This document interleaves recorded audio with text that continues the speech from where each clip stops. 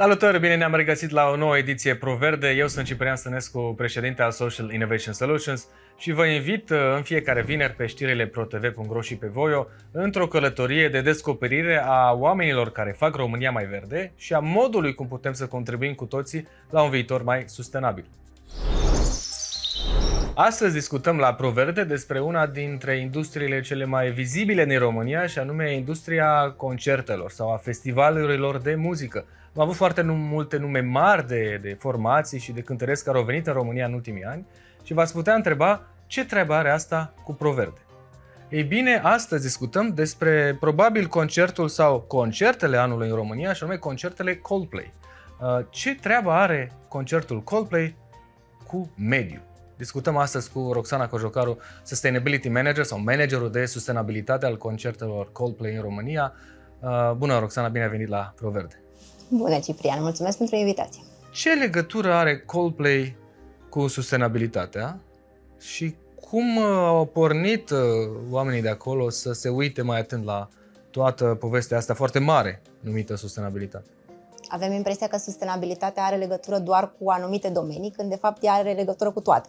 Iar industria de entertainment nu face excepție din asta și este și cazul lor. Au conștientizat într-o zi că și concertele lor au un impact asupra mediului și criza climatică este una reală. Drept urmare, timp de 2 ani au lucrat cu experți de mediu din întreaga lume și au construit o strategie pentru a o implementa pentru acest turneu, care este acum în al 2-lea an. Ambiția lor fiind să reducă amprenta de CO2 cu 50% față de turneul din 2016-2017. Ok, sună foarte complicat. Foarte ambițios. Și foarte ambițios, tu ai rolul ăsta de manager de sustenabilitate pentru concertele din 12 și 13 iunie, unde nu mai sunt bilete oricum. Ce înseamnă? Cum organizezi un concert mai sustenabil? Sau un eveniment, în definitiv? În primul rând, trebuie să-ți dorești asta. Trebuie să setezi intenția de a organiza un astfel de eveniment și după aceea treci în operațional, stabilind o strategie și găsind partenerii cu care tu vrei să implementezi. Iar concret, cum fac ei asta, lucrează cu promotorul lor internațional, Live Nation, care are, începând de acum câțiva ani, și o divizie green, ei lucrând atât cu Coldplay și cu alți artiști, ajutându-i să reducă amprenta de CO2 ale concertelor lor. Iar Green Nation lucrează cu organizatorii locali, în acest caz cu Imagic în România.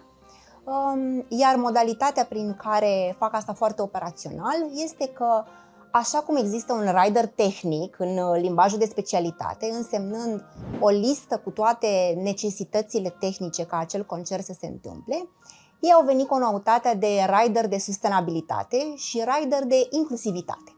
Ok. Ce înseamnă un rider de inclusivitate? Cum faci concertul accesibil tuturor oamenilor, inclusiv persoanele surdomute sau persoanele nevăzătoare, sau persoanele care au probleme locomotorii. Da, hai să ne întoarcem la verde, și anume la mediu. Care e cea mai mare ambiție a concertelor Coldplay în România din perspectiva asta a mediului, a sustenabilității de mediu? Sustenabilitatea, de fapt, nu e un subiect atât de sexy pe cât sună și este the dirty job. Adică ne uităm la gunoi,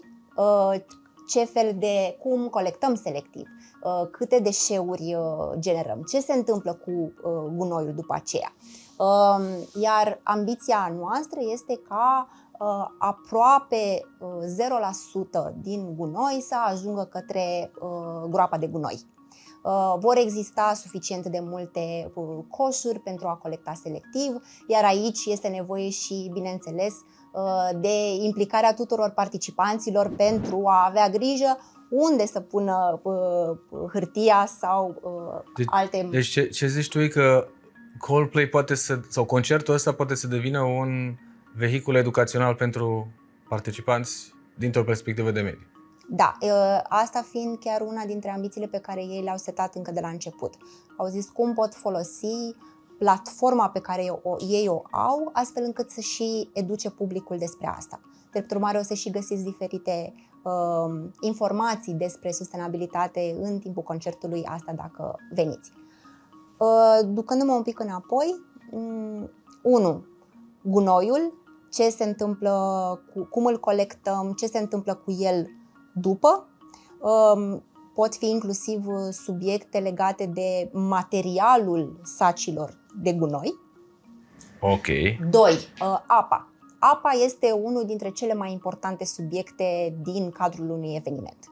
Și el nu vizează doar oamenii care participă la concert, ci inclusiv cele 2000 de persoane care fac parte din staff. Asta înseamnă că trebuie să te uiți la soluții personalizate pentru fiecare categorie în parte, deoarece sunt foarte diferite. Avem sute de oameni care asigură paza și protecția, oameni care asigură curățenia, voluntari.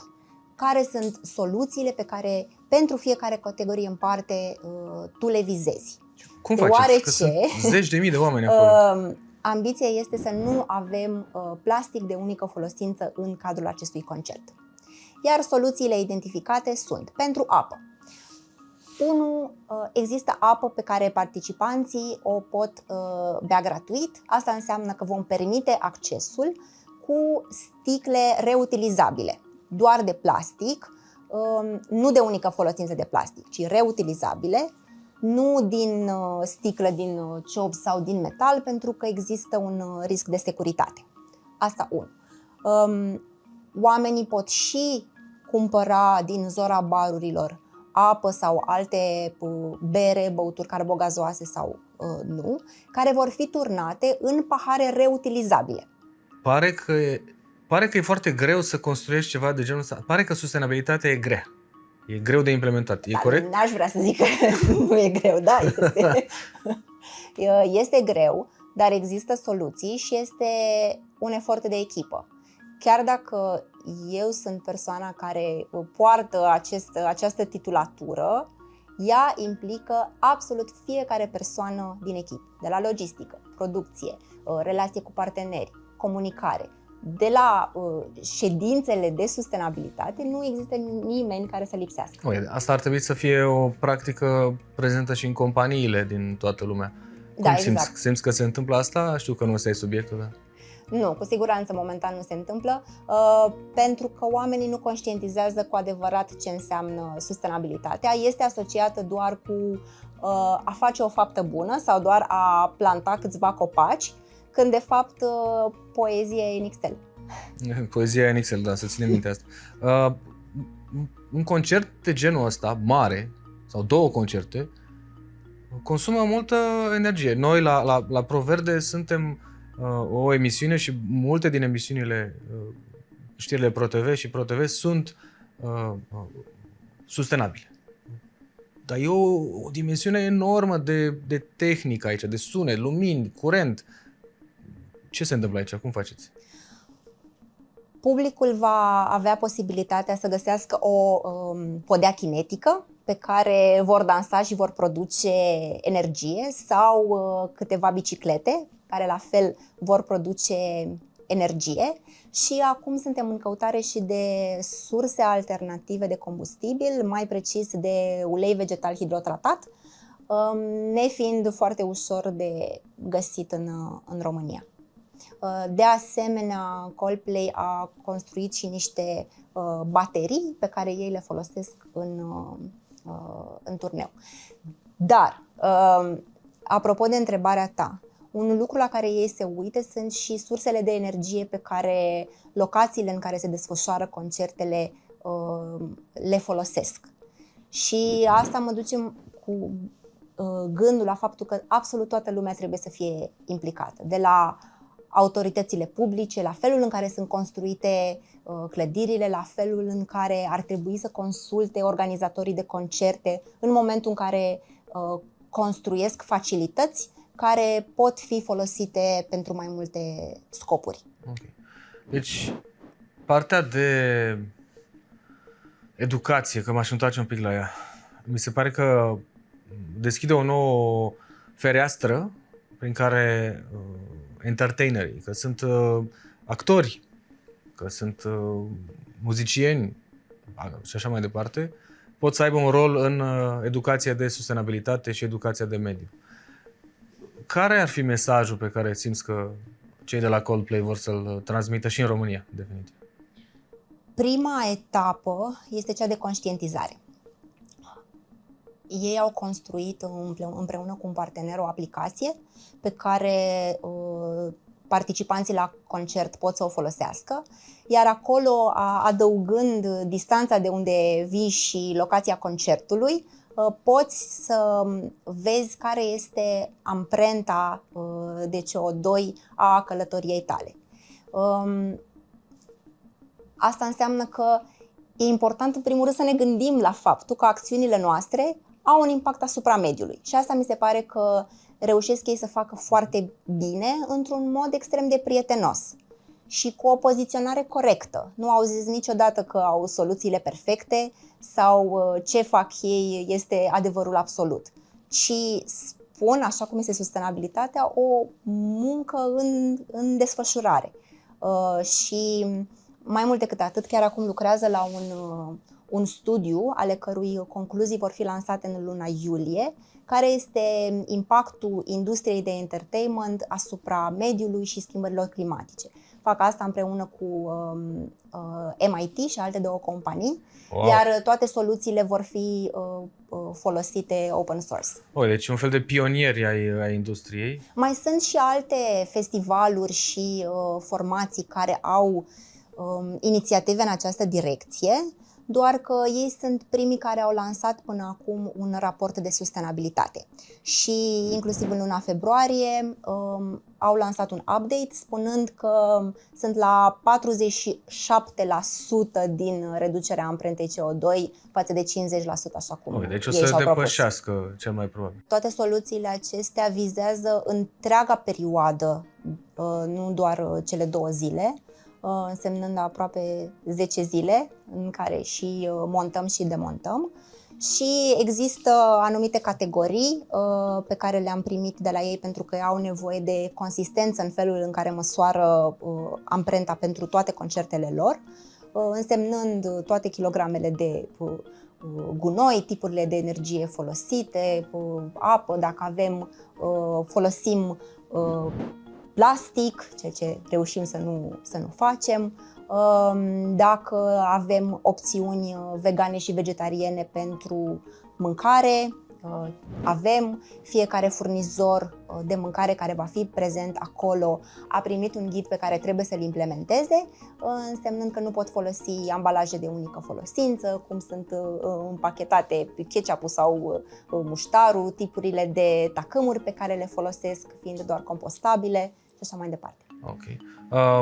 Cred că pentru aceia care se vor duce la acest concert s-ar putea ca experiența să-i facă să se gândească mai mult la amprenta lor sau ce pot să facă. Și aici vreau să te întreb dacă poate să devină un vehicul și pentru a nu doar să știm ce să nu mai facem, ci să facem și altceva sau să ne implicăm în alte proiecte. E și asta un mesaj pe care crezi că ar putea să-l trimită? Că sunt oameni atât de, sau el în principal, e un vector de imagine atât de puternic încât să poată să convingă, poate inclusiv mai mulți participanți la concerte să facă lucrurile altfel sau să se implice, nu știu, în ONG-uri din România care protejează mediul. Sau...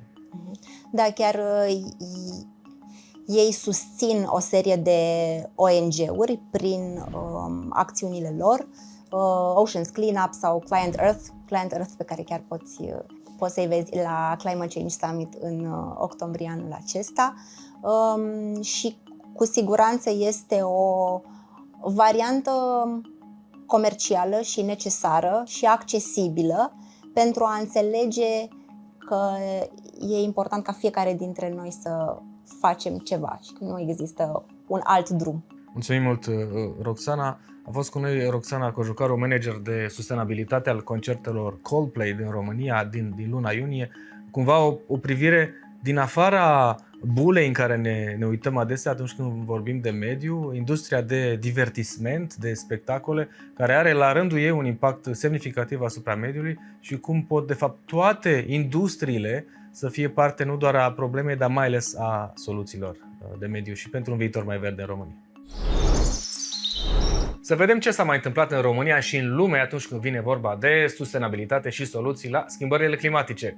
Românii, adică noi, produc anual peste 116 kg de deșeuri de ambalaje, dar colectează selectiv doar 46 de kilograme. Consumul și generarea deșeurilor cresc semnificativ în perioada sărbătorilor de Paște, de exemplu, cu o creștere de 50% a consumului de ouă și cheltuieli medii de 180 de lei pe cadouri și jucării. România, cu reciclarea a doar 40% din ambalaje, este printre ultimele în Uniunea Europeană la reciclare.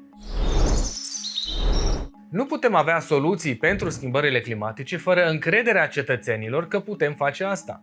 Un studiu recent realizat de Asociația Ashoka România indică o scădere a încrederii românilor în capacitatea lor de a influența schimbarea socială, doar 60% considerându-se actori ai schimbării față de 84% în 2021. Tinerii rămân activi, dar încrederea lor a scăzut, în special în rândul fetelor din Gen Z, de la 76 la 52%. Studiul evidențiază o creștere însă a încrederei în ONG-uri, acestea depășind biserica și guvernul în acest sens. Cercetătorii de la MIT au dezvoltat o metodă inovatoare de a măsura impactul încălzirii globale prin numărul de zile în aer liber pierdute.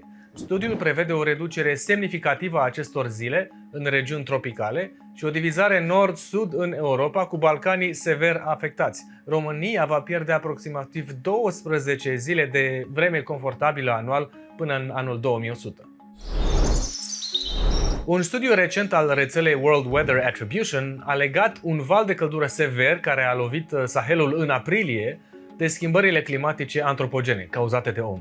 În Mali și Burkina Faso, temperaturile au depășit 45 de grade Celsius, ducând la un număr mare de decese. Studiul indică că fără încălzirea globală de 1,2 grade Celsius, temperaturile ar fi fost mai scăzute cu aproape 2 grade în aceste regiuni. Aceste valori de căldură vor deveni însă mai frecvente și mai intense pe măsură ce planeta se încălzește. Și efectele se văd deja, din păcate, și în România. Ne-am bucurat să vă avem alături la încă o ediție ProVerde. Eu sunt Ciprian Stănescu. Ne vedem data viitoare pentru o nouă călătorie în lumea viitorului, un viitor în care mai mulți dintre noi contribuim semnificativ la o Românie mai verde.